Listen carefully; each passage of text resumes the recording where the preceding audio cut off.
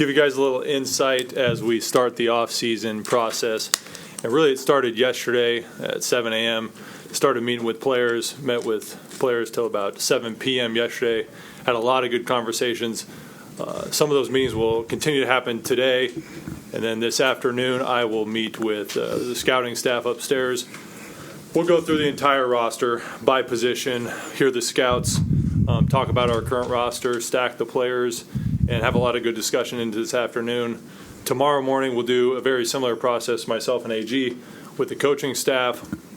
Again, go through the whole roster, bring in the position coaches, talk in detail about each player, the vision moving forward for those players. That'll consume most of Wednesday, and then Thursday, myself and AG, again, we'll get together in private and talk further detail about off-season planning, what the roster might look like, some of our goals in the off-season, and that'll really kick it off. And I'm excited about the off-season as we go into it. Obviously, the draft capital we have, the cap space, and just being here now a year with AG, working with AG, the staff, getting to learn the staff, getting to learn the players, getting to learn this division. I feel more confident today than ever moving forward with what we have going. And with that, I think we can start questions. Darren, I think the question on every fan's mind, it's probably the same question that's been asked to every GM before you, is just how are you going to fix the quarterback situation? Yeah, I understand the question, and that process starts yesterday and today and throughout the week, as we'll have a lot of discussions internally. And I can tell you this, we'll exhaust every option. You know, free agency, the league, obviously the draft, we will exhaust that and have a good solution for the New York Jets. As far as quarterback, what was the thinking in signing Justin Fields, anointing him the starter, giving him 2 years, $40 million, when he had a 14-30 record as a starter entering the offseason? Yeah, I think that's a good question. I understand the question. We had a clear vision for Justin, a good plan. Now, obviously, the season didn't go as planned, and that's for many reasons. There's not one person, player, coach, system of why we ended up with 3 games, but that's part of this week's process is of diving in and really reflecting on the season and the lessons learned moving forward. What is your evaluation of the way the quarterbacks played this year? Yeah, we're going through that process this week as the whole roster. We're going to evaluate every position on the team. And obviously, we got to be better. We got to be better at several spots, quarterback included. That's one thing that we'll actually start going tomorrow. And I know the question that you were about to ask. Justin's on the contract.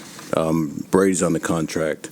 But when it comes to quarterback, we're going to always have the best guy. And that's always been the plan from the beginning. The guys that give us the best chance to win. But to answer your question, he's on the contract. Hey, G, you obviously need to hire a defensive coordinator. Yep. I'm curious, what are you looking for in that job, and are you prioritizing guys' play calling experience? Like, what's kind of your approach? To give you an overall just perspective on what the plan is, and Moose just talked about yesterday was all about the players and talking to the players. Tomorrow will be talking to the staff as far as the players are concerned. And at that point, man, that's when I really started to dig into the evaluation of the whole roster, the whole coaching staff, and really start to figure out, like, how can I get better also? And I actually start with that, my own self-reflection. And then when it comes to the coaches, man, I like to be aggressive. I want to make sure that wherever the guy that we do have in, that there's a lot of synergy between me and that coach. And I'm not saying that it wasn't synergy between me and Wilkes. It's just I want to make sure as I go through this process that that's not a step that that I don't miss. And it'll be a number of coaches that we take a look at. And Moose will be a huge part of that because I do respect his opinion, and he has a good eye just for talent in general. And I want to make sure that it's collaborative between all of us, and we just want to get the best guy. Aaron, when you say synergy, do you mean in terms of how you guys mesh personally or in schematics? I think that has a lot to do with it. Personally, as far as fit, as far as how I see defense being played, all those things are huge because, and I've said this before, compatibility is just as important as coachability. So I want to make sure that we see things the same way, and I want to make sure that we can vibe as far as sitting down and talking about how we see football also. And then just a quick follow on that is that when you hired Steve, he was someone who's done it before. He was a defense coordinator. Yep. How do you balance first-time guy who maybe you have experience with or you believe can do it compared Yep. to somebody who has done it before? Man, that's a really good question, and that's what I'm actually really evaluating as I go through that, is making sure that I'm really thorough on whoever that guy is an experienced guy that's done it before, or is it a guy that hasn't, and do I trust the fact that he can do it? And to me, that's something that I just don't sit up here and say that right now, that I go through the whole process and make sure that the answers that I'm really getting from that whole evaluation will be good enough answers to where I can pick this guy and say, okay, he's going to be the guy that can do it, if that makes sense. Darren, how long do you think it will take to be competitive, to be respectable? I believe we can be competitive and respectable right away next year. What gives you How- that? You said, how can you what do gives you that? that confidence? You said earlier that you're the most confident. You have more confidence now than ever. What gives you the confidence? Because I've been here a year, I've learned a lot. We've learned a lot. I've got a clear vision. AG and I, like we said, we talk daily on this roster and the vision in this division.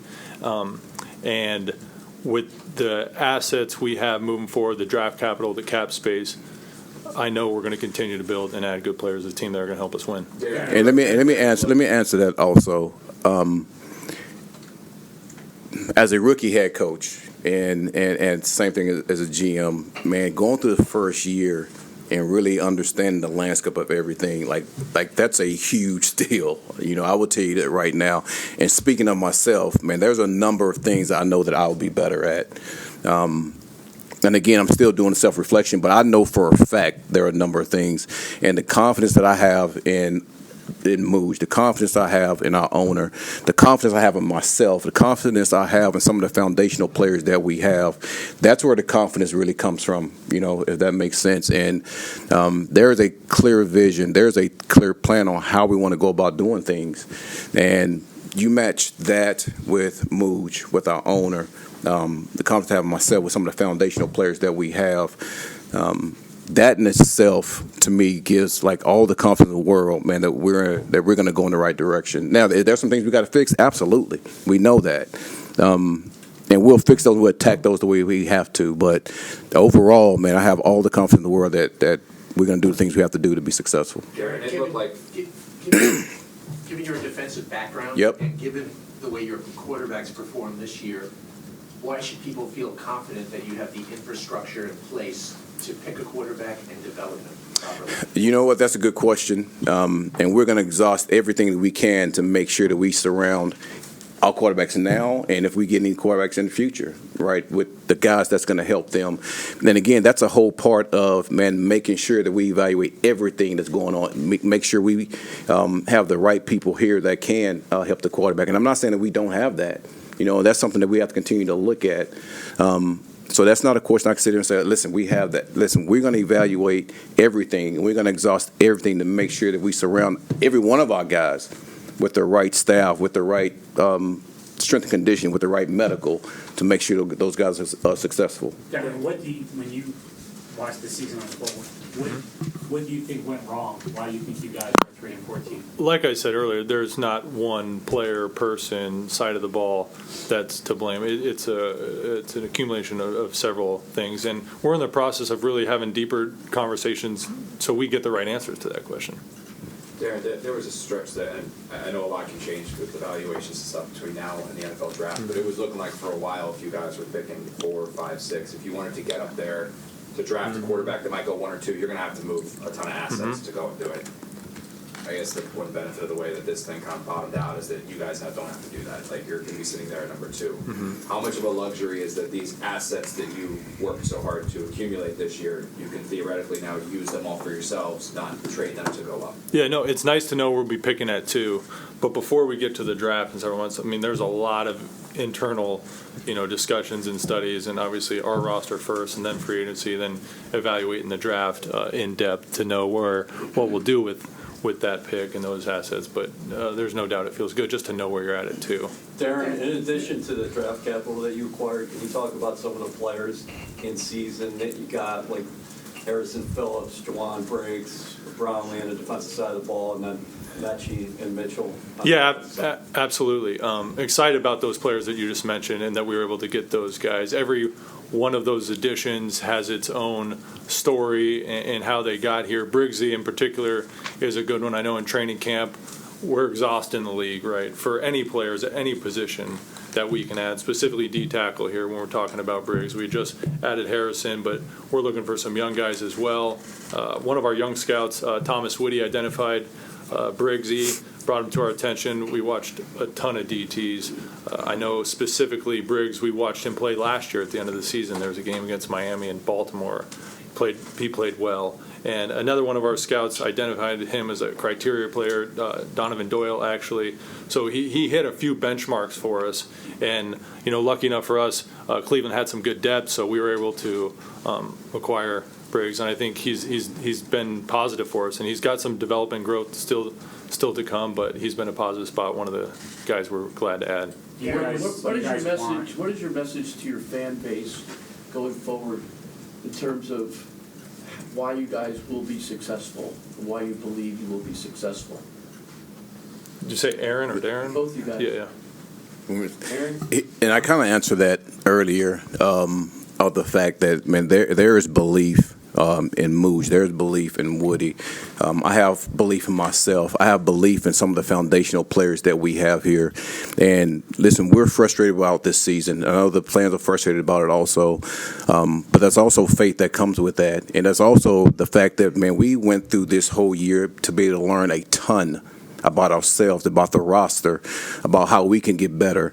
And I have total confidence in that. And I want the fans to have total confidence in that also. And it makes a huge difference being in the seat and going through it for a year on both parts. No doubt. It makes a huge difference of being able to have those conversations with your owner on the expectations that he have. It makes a huge difference of really knowing your roster going in for a whole year and the must needs and wants that you need to move forward. And being able to have that, being able to get educated on that for a whole year is huge for us. So for our fans, listen, again, there's a vision that we have, and there's a trust that we have in that also. And I expect and I will want our fans to have a total trust in us and being able to do that. And we have to earn that too. And our plan is to do that. And we don't expect to have another season like this here. So we're looking forward to this offseason. Looking forward to getting to work and using the draft capital that we have and the money we have in free agency to continue to build what we've been trying to build. Aaron, if I can just follow on that theme that you just mentioned with Woody. Yep. Coming off 3-14, how much of a greater sense of urgency do you feel from ownership to improve next year? There's always a sense of To urgency. get more wins. There's always a sense of urgency. It doesn't matter. Yeah, it doesn't matter what the record is, because winning is a sense of urgency in itself. And that's what the plan is to win. And listen, we all know Woody, and we all know he wants to win just like we do. So, yes, that is a sense of urgency from that. Do Aaron, you talked about. Yeah. you guys want Breece Hall back? You always. Either one of you. Brees is a good player. I want as many good players back as we can. Like I mentioned, I met with probably 50 players yesterday. I met with Brees yesterday. Had a lot of good conversations. So we'll go through this process and we'll see how free agency unfolds. But we want to add good players. Possibility for him if need be? What's that? Is I won't get into hypotheticals and contracts or anything like that. But we'll exhaust all the different options and see where that Aaron, ends you up. talked about synergy on the defensive coordinator side. Yep. Stuff like that. I know you're still evaluating your coaches, but do you think there'll be more changes to your staff to try to get?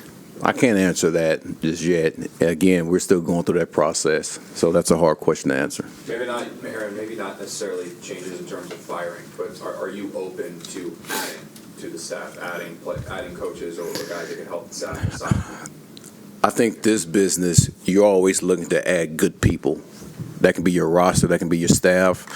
I'm sure Mougey just say the same thing with the personnel. You're always looking to add good people. Whoever you can add that will add value to your organization, man, you always look at that. Darren, you obviously you guys have been looking at quarterbacks, scouting and whatnot in the college ranks. There's an assumption that Mendoza's going to be number one, but this is more of a general question, not a personnel question, but in your experience, in personnel and doing what you do, do you feel like it's a no-brainer, like everybody thinks it is, that Mendoza's going to be number one, or how many things happen between now and then? Well, there's still several games to be played, and I think these games will be big and have an impact. And I think there's a process, and every organization is different and in a different situation. But I know that all teams in the NFL are very thorough with their process and have different, tastes or likings or needs at their certain spots. It's always specific, but to a certain case. But yeah, the quarterback evaluation is a full process, I think, start to finish, with obviously the games being the most important, and a lot of that is done, so I understand the question. But there will be some exciting games here still to watch at the end. Darren, how do you feel about the supporting cast you do have on offense for, if you drop a new quarterback in there, that they'd be able to succeed? I feel good. I feel good about the offensive line. I think that's the strength of ours. It's a young group. I think with continuity in the group, they'll only continue to get better. I think we got a young tight end. I think we got a good tight end room. Obviously, we've got Garrett. We had Brees. Got a good stable back. So I feel good about the offensive support on that side of the ball. Is there any regret, guys, looking back on not picking a quarterback in the draft last year after seeing Dart or Shuck or even a mid-round flyer? Is there any sense of that was a mistake? No, I think, as we go through these processes, we do a lot of reflecting and call takeaways and lessons learned, but we're always studying historical, whether it's free agency classes, draft classes, and that's part of the process, and you're hoping to learn and always comparing each class to the others. Darren, with the state of coming off a year like this, the state of the roster and the way that things look the final 3-4 games of the season, how aggressive do you want to be this offseason in order to change things and infuse this roster with talent? I think everyone wants to be aggressive but calculated with how they attack off seasons, whether that's free agency and the draft, and just knowing your team, knowing your division and what you need. You can say it's an aggressive approach, but it really needs to be a very calculated approach, knowing your resources, your draft resources, your cap, your future cap, and what that might look like. So, we're always going to look to add and kind of know where we might be deficient and where we might need to really add power to compete in the division. And then how would you assess, it's preliminary, but your early reports that you've had with your pro personnel staff, how would you assess the way this free agent class could shape up, like how it looks early on with the players? Yeah, it is early, but we've done a lot of work and a lot of studies, but I'm going to wait until I get into that next step of that process. Again, some teams may say it looks strong in this week and others, and it just depends on your needs as well, how Aaron, it what falls was for your you. thinking in hiring Wilkes, who you didn't have a background with? Yep.